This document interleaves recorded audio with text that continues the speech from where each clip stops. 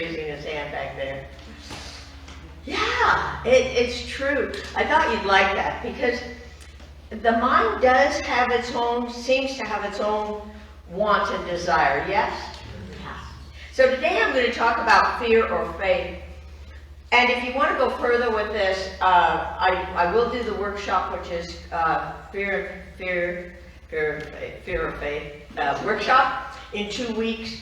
Because today you're going to do the Science of Mind magazine. So I'm happy to do a workshop after service that day. So we're talking today about fear or faith. And the whole month of May, we're exploring our emotions. Anybody have emotions? Yeah. Oh, and I'm going to remind you, remember the gold nugget. So somewhere in the music and the fun, in the joy and the celebration, there is a gift in this for you. Yes? Yes. Okay. So remember, as we change our thinking, our lives will and do change. That's our belief in Science of Mind and in this philosophy. Change your thinking, change your life. So I'm asking you today, are you willing to look at new possibilities of being with your emotions? A couple of you, yes? Yes, good. For me, the majority of my early life was run by fear, doubt, and worry. Anybody else? No, just me. Okay. You might know somebody. My fears and doubts had power to grab me and take charge of my experience, as if my fears had a life of their own. My fears felt like hidden monsters that would pop up at any time, mostly at the worst time. Anybody? Yeah, good. I learned that due to early life experiences, we establish certain beliefs. We establish certain beliefs, certain emotions that aren't complementary to our joy-filled life experience that we each wish to have. Fear to me is like a wild stallion. Stop for a moment and think of a wild stallion who's bucking and kicking and twisting and turning, running wild in so many different directions. Life spooks them, and they run scared, ready to stampede at any given moment. Have you seen that? Yeah. That to me is what fear is. And have you ever felt like your fears had a life of their own? I did. Have you felt that the stampede of fear, doubt, and worry was alive in you? I did. God grant me the serenity to accept the things I cannot change, the courage to change the things I can, and the wisdom to know the difference. I love the serenity prayer. When I first heard it, I thought that's the most difficult thing I've ever heard. Not possible for me. But the more I worked with it, the more the possibilities opened up. Grant me the courage to change our minds, to change our beliefs that have held us, you and me, hostage in an old worn-out ideas, old worn-out beliefs that no longer serve us. Here is a clue. Anything outside ourselves, a person, a place, an event, is not subject to your ability or your power to change. This is really important. It took me a long time to realize this. Anything outside of ourselves, a person, a place, an event, is not subject to our ability or power to change. When we keep thinking that if we love them more, if we love them greater, if we be nicer, if we do this, if we do that, if we stand on our head, they will love us. It's not so. We have to love us. We have to be so filled with love that no matter what comes at us, that we recognize that it isn't about us. Boy, that took me a long time. Our need to change things outside of us is a losing battle. Give me the wisdom to know the difference. Yeah. If I had spent as much time working with me and working and loving me than trying to fix or change someone else, I would have been a lot wiser a lot sooner. I believe prayer has great power in helping us to see and know a greater truth. Prayer to me is the tool. However, that still brings within us, within our thinking, how do we change that? I remember years ago, Rick and I were in a stalemate disagreement. Oh, it was pretty bad. Matter of fact, he said, I think this is a deal breaker. It was scary. When a great counselor helped us to see that the word that I was using was the word that ignited Rick. Because I kept saying I felt excluded. And once I changed that, once we realized through the help of a great counselor that I changed it to not feeling included in plans being made before I was talked to, made all the difference. It's just a little tweak that needs to take place. Our upset immediately changed. Changing my word changed our whole dynamics. Having faith in our love was more powerful than faith in what was going on in our life at that time. We find the right solution for both of us. So I'm going to show you, I think this is an acronym, isn't it? Yeah, I think so. Okay, fear, we've all heard this, yes? Fear is false evidence appearing real. That's when we start to make it up. We see something going on, or we have a disagreement with our partner, with our loved one, or with a family member, and we immediately tag onto it what we believe is taking place. I believed he didn't care about me at all, and he believed I was like somebody else in his past life, yes? Okay. False evidence appearing real. We make it up. So I did this for faith. Faith to me is flowing appreciation, inner truths, I added love, inner truths of holiness. Within each one of us is the holy evidence that in our faith, there is a greater truth, there is a greater answer. And it isn't out there, it's in here. And that's what we need to remember.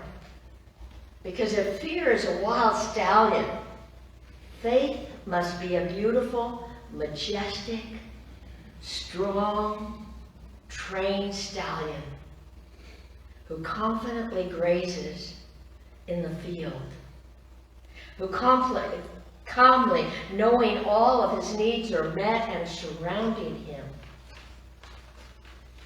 calmly he grazes in peace, sure of his strength, proud of his power when he needs it, free to roam with his trusting rider, always in unity and harmony together as one. That to me is where we want to be, as the peaceful, majestic stallion who knows all of his needs are met. Faith, filled with assurance of all good, all God, in me, as me, is where we want to live from. It takes courage to let go, knowing our divine life, our divine magnificent expression is always working for us, never against us. At some point, we can reach the level of spiritual awareness of maturity, thank you God, that will outpicture in our lives and in our expression daily. Finally, we realize our life is on its own path and its own beliefs. The beliefs that we live from are up to each and every one of us. Realizing we are each at choice as to how we think, what thoughts we will give power to. I like that. Thoughts are like clouds in the sky moving across our mind. We decide which thoughts we will give power to and agree with. Just because a thought of fear or doubt pops up doesn't mean it's true. I think this is probably the most important thing. Just because a thought or a feeling or an idea pops up, it doesn't mean it's true. Thoughts are like bubbles coming to the surface to be released. Hear that one? Thoughts are like bubbles coming to the surface. How different would it be if you began to see doubts and fears as bubbles? We all know what bubbles are. Bubbles that just come up to be released. Wait a second. Here it goes. Just bubbles. Bubbles, just to be released. The kids should love this. Nothing from where it came. Bubbles. That's all it is. Because you see, we've got to ask the question when we get the bubbles. Is this bubble true for me? Is it real? How many of us invest in what isn't true today? I love this. Always wanted one of these. There's some bubbles for Facebook. As we believe, so should it be. Ernest Holmes says our subconscious mind is the womb, the mother. This is the mother aspect of God, our subconscious mind. Mother, Father, God is all one. And the subconscious mind is the womb, the creator part of us. It receives and it takes in ideas and beliefs through our feelings. And these ideas and beliefs sometimes have been long overdue to be released as bubbles that are not true. It never changes. What it receives, it gives back to us in form. A bubble. Hence, the subconscious outpictures the idea or likeness of the feeling it receives. Bubble.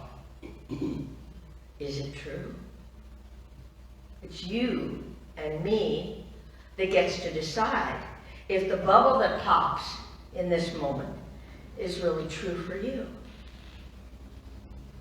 To live in a state of an idea of hopelessness or impossibility is to impress the subconscious with an idea of failure. Now hear that. To live in a state or an idea of hopelessness or impossibility, this is hopeless, this is absolutely impossible, is a belief that we're going to fail before it even happens. It's a bubble. Is it true? Needs to be our question.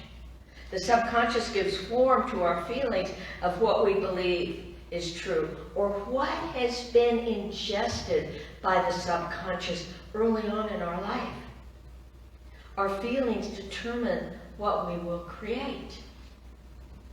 So I'm going to invite you, when that feeling of fear, doubt, or worry pops up, that you stop and recognize, oh, it's just a bubble. Is that true for me? No. It used to be, but it no longer is true.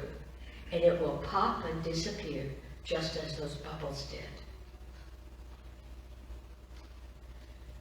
To live in that state of hopelessness or impossibility depletes our spiritual essence. It tires us. So mastery of our thinking and our feelings is our highest achievement. And if you want to understand how we deal with fears even deeper and greater, please join me on the workshop. Sign up on the side table. In spite of appearances, we, each and every one of us, are at choice.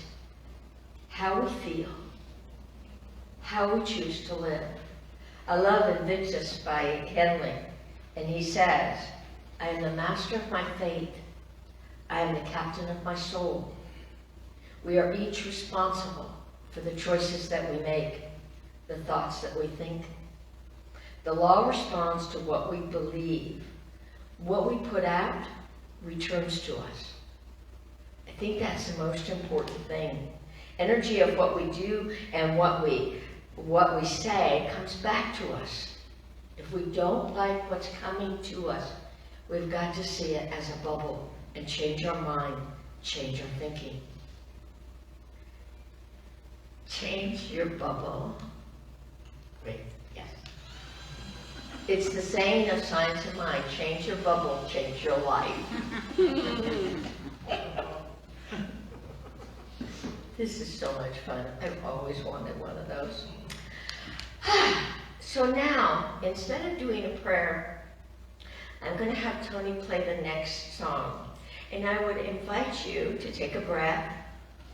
And if you would, close your eyes and let this song go deeper into your heart and be the prayer. Be the prayer that you wish to have birthed in you and in your subconscious. So when the bubbles do happen, you say, this is my truth. Okay, Tony?